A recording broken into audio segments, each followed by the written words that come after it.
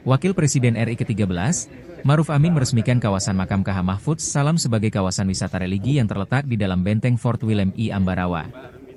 Sebuah makam sederhana yang berdiri tenang di tengah kawasan ini syarat jejak sejarah kolonial.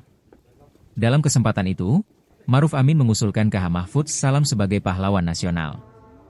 Menurut Maruf, KH Mahfudz Salam wafat dalam perjuangan melawan penjajahan.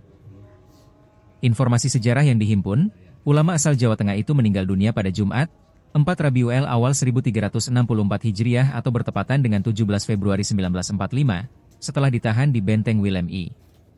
Ia gugur sekitar 4 bulan sebelum proklamasi kemerdekaan RI dikumandangkan pada 17 Agustus 1945, dalam usia yang relatif muda, sekitar 45 tahun. Mahfudz Salam ditahan di penjara dalam Benteng Willem I oleh opsir Belanda karena menyerahkan diri setelah berlangsung serangkaian kisah dramatis tentang kekejian Belanda yang telah menangkap, menahan, menyandera dan menyiksa 3 orang ulama besar dari Kajen, Pati yaitu KH Abdus Salam, KH Nawawi dan KH Muhtar. KH Abdus Salam adalah ayah kandung dari KH Mahfudz Salam, sedangkan KH Nawawi dan KH Muhtar juga merupakan saudara yang ketiganya merupakan guru sekaligus para ulama yang sangat dihormati oleh masyarakat Pati dan sekitarnya waktu itu. Kan kita memang ada aturan orang-orang yang berjasa dan memenuhi syarat untuk diajukan bisa menjadi pahlawan nasional sebagai penghargaan negara terhadap para pejuang bangsa. Nah, saya kira Mahfudz itu orang yang juga pantas diajukan.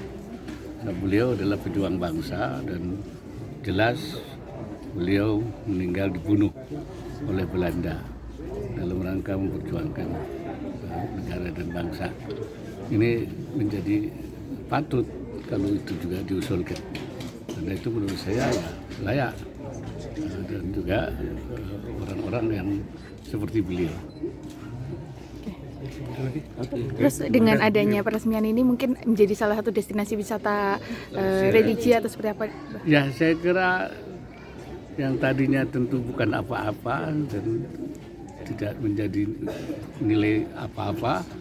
Nah, sekarang setelah direnovasi dijadikan wisata, bahkan ada perpaduan antara wisata peninggalan sejarah dan wisata ziarah. Jadi ini tempat yang bisa memadukan antara wisata religi dan wisata heritage. Itu saya kira akan punya daya tarik sendiri. Ya, sebab ini kan punya nilai sejarah tinggi ini. Saya harap wisata ini akan maju nanti di belakang. Terima kasih.